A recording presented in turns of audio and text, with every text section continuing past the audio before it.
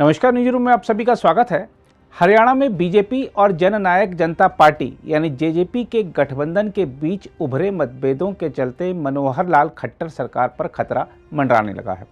इसको देखते हुए बीजेपी ने निर्दलीयों के समर्थन से अपनी सरकार बचाने की कवायद भी शुरू कर दी है।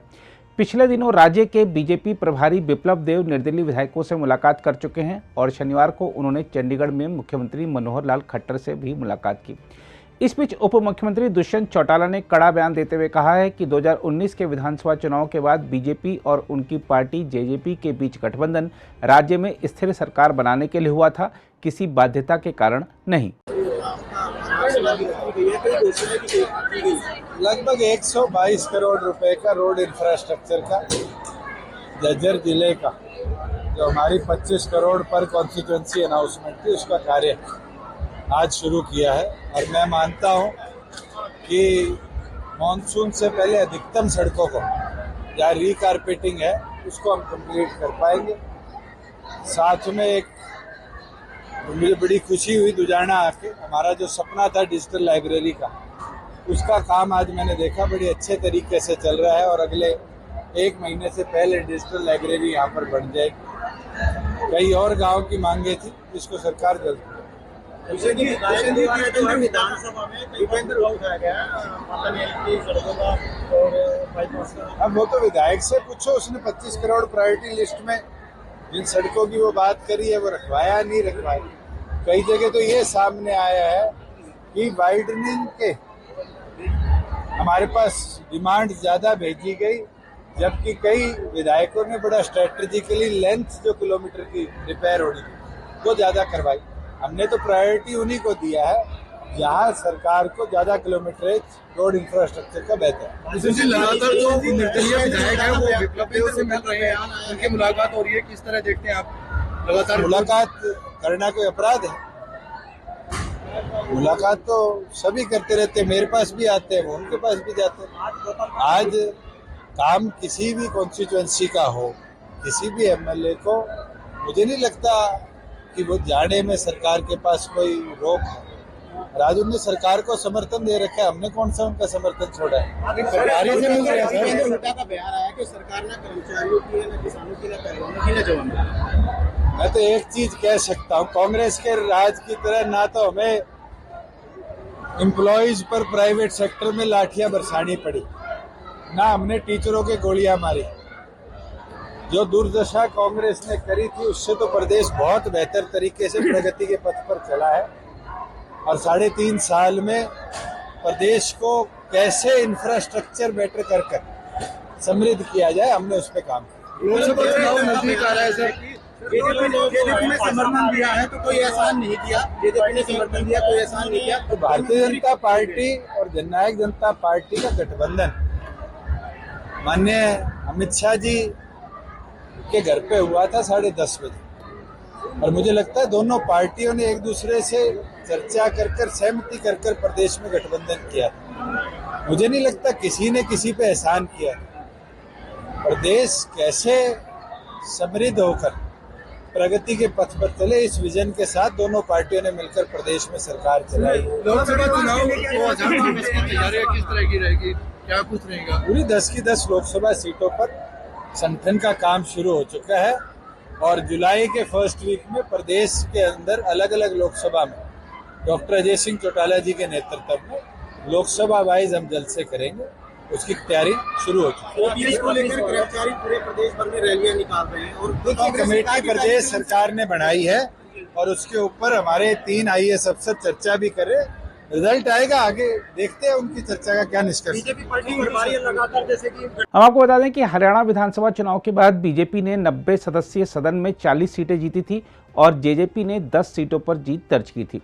पिछले साल हुए आदमपुर विधानसभा उपचुनाव में जीत के बाद बीजेपी के सदस्यों की संख्या एक और बढ़ गई। मौजूदा सदन में बीजेपी के 41 विधायक हैं, कांग्रेस के 30 और जेजेपी के 10 विधायक हैं।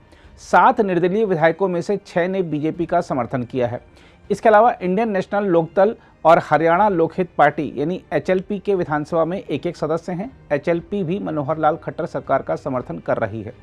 खट्टर सरकार का समर्थन कर रहे हरियाणा के 4 निर्दलीय विधायकों ने गुरुवार को दिल्ली में राज्य के बीजेपी प्रभारी बिप्लब कुमार देब से मुलाकात की थी। इसके अलावा शुक्रवार को एचएलपी अध्यक्ष और विधायक गोपाल कांडा ने भी दिल्ली में बिप्लब देब से मुलाकात की थी।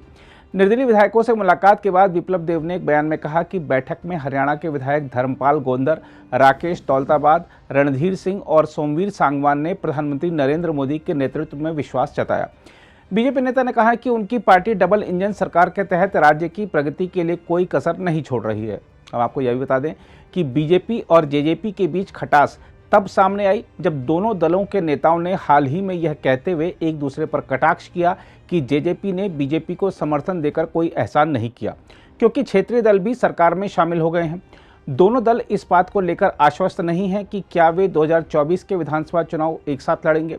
फिलहाल तो बीजेपी और जेजेपी हरियाणा की 10 लोकसभा सीटों पर अकेले लड़ने की तैयारी में जुट गई हैं। इस बीच हरियाणा के निर्दलीय विधायक और राज्य सरकार में मंत्री रणजीत सिंह चौटाला ने कहा है कि हम सभी निर्दलीय विधायक सरकार के साथ हैं।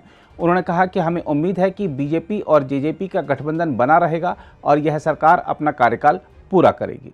देखिए, हम सबसे पहले आदमी थे जिन्होंने सपोर्ट किया। हम 7 इंडिपेंडेंट थे, तब आज 6 हैं। और उसके बाद बीजेपी और जेजेपी का समझौता हुआ, हम बीच में नहीं थे। आज भी इनका चलेगा नहीं चलेगा, इनकी मीटिंग होती है तो इनकी आपस में मीटिंग होती है। मैं दोनों तरफ से अथॉराइज नहीं हूं कि क्या फैसला होगा।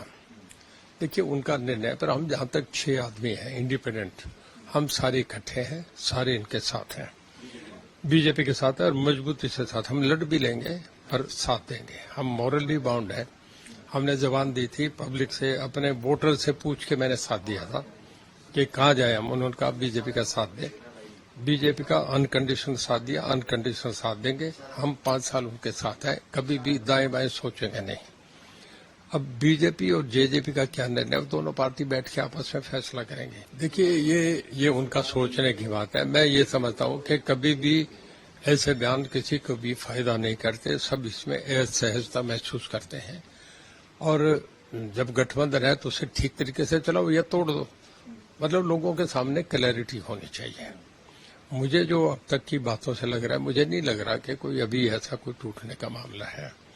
अगर वो तोड़ते हैं तो हम 6 उनके साथ हैं, नहीं तोड़ते तो भी उनके साथ हैं। ये दोनों पार्टी का आपस का है। नहीं, सरकार 1% भी नहीं, 0% भी नहीं, सरकार बिल्कुल मजबूती से चलेगी। कहीं भी इस तरीके की बात नहीं है। देखिए, बहुत चीजें जो इस देश में मेमोरी बहुत लंबी नहीं होती। थोड़े 3 महीने बाद लोग भूल जाते हैं क्या घटना हुई। एक कश्मीर का मामला बहुत बड़ा फैसला था जो इस इतिहास में मैं समझता हूं कि 47 के बाद इससे बड़ा फैसला नहीं हो सकता।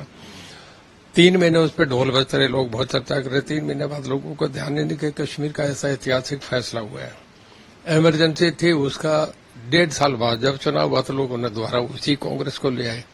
घटनाओं को लंबी याद नहीं रखते। अभी 1 साल 1.5 साल पड़ा है विधानसभा का, लोकसभा का चुनाव का। बहुत चीजें बीच में आएंगी। कर्नाटक का चुनाव आ गया, छत्तीसगढ़, मध्य प्रदेश, राजस्थान के चुनाव आएंगे। तो परिस्थितियां, जैसे आपका सर्वे रोज बदलता रहता है, तो मैं नहीं मानता कि अभी कोई लंबा, अभी G20 सम्मेलन होगा, वर्ल्ड पावर्स इकट्ठी होंगी, बहुत चीजें उसमें मोदी साहब प्रेजेंट करेंगे। मतलब लोगों को लोग मन बनाते हैं जब चुनाव डिक्लेयर हो जाते हैं उसके बाद। और आप देखते हैं कि इलेक्शन में जब 10 दिन रह जाते हैं तब सही आता है कि पिक्चर अब सामने आ रही है। तो बहुत इतना जल्दी लोग भी क्यों निर्णय करेंगे। पर एक तय माने कि सरकार बीजेपी की रहेगी, ऊपर भी नीचे भी। अगर आप भी लेना चाहते हैं देश दुनिया की तमाम जानकारी तो आज ही सब्सक्राइब करें हमारे चैनल को। साथ ही नीचे दिए बेल आइकन को जरूर दबाएं ताकि हर अपडेट आप तक पहुंच सके।